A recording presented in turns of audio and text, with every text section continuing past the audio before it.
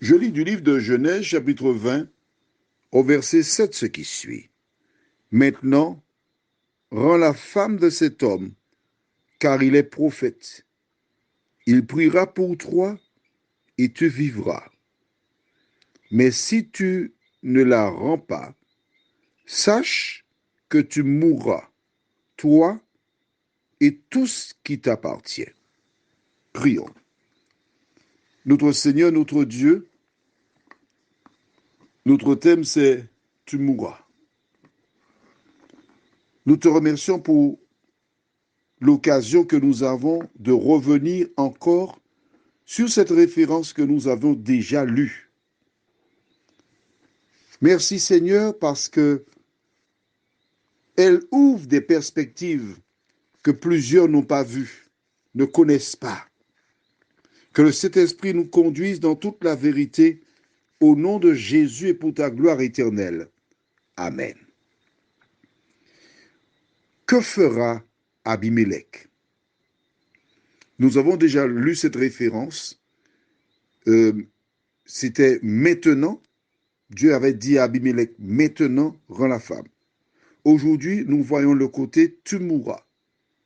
Ensuite, nous verrons plus tard prophète, toujours dans la même référence. Que fera Abimelech? Abimelech connaît l'histoire de la race humaine. Il se rappelle de ce que Dieu avait dit au départ à Ève et Adam. Nous allons dans Genèse chapitre 2, premier livre de la Bible toujours. Genèse 2, quand Dieu créa le monde, que s'est-il passé? Il fit chaque jour quelque chose. Et on trouve ça dans Genèse chapitre 1er. Mais dans Genèse chapitre 2, nous lisons les versets 15 à 17. L'Éternel Dieu prit l'homme et le plaça dans le jardin d'Éden pour le cultiver et pour le garder. L'Éternel Dieu donna cet ordre à l'homme. Tu pourras manger de tous les arbres du jardin, mais tu ne mangeras pas de l'arbre de la connaissance du bien et du mal, car le jour où tu en mangeras, tu mourras. C'est ce que Dieu avait dit à Ève et Adam. Et cette histoire avait été rapportée de père en fils. Ève et Adam avaient entendu l'ordre de Dieu, savaient que leur avenir était lié à leur choix, ce qu'ils feraient. Ils mangeaient de tous les arbres fruitiers. Ils voyaient celui-là qui était interdit.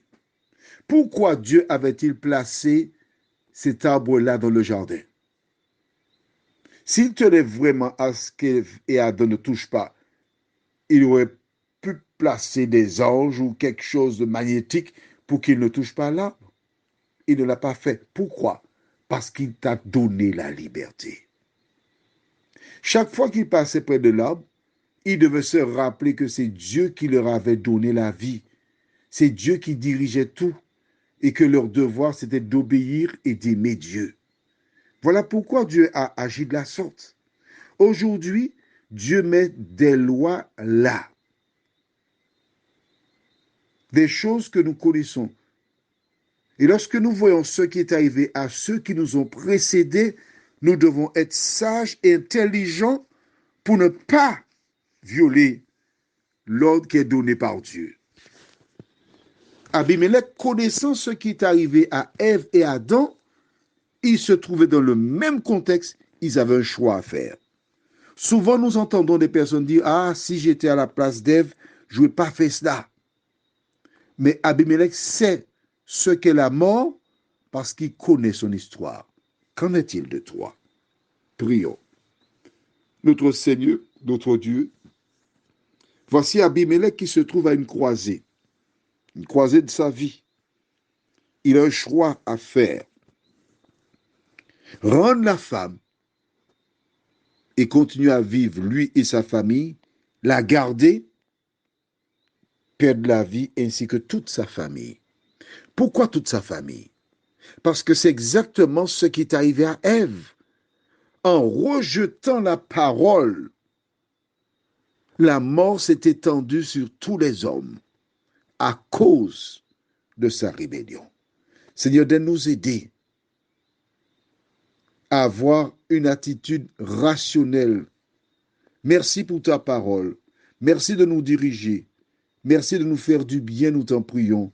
Au nom de Jésus et pour ta gloire éternelle. Amen. Je te souhaite une bonne journée.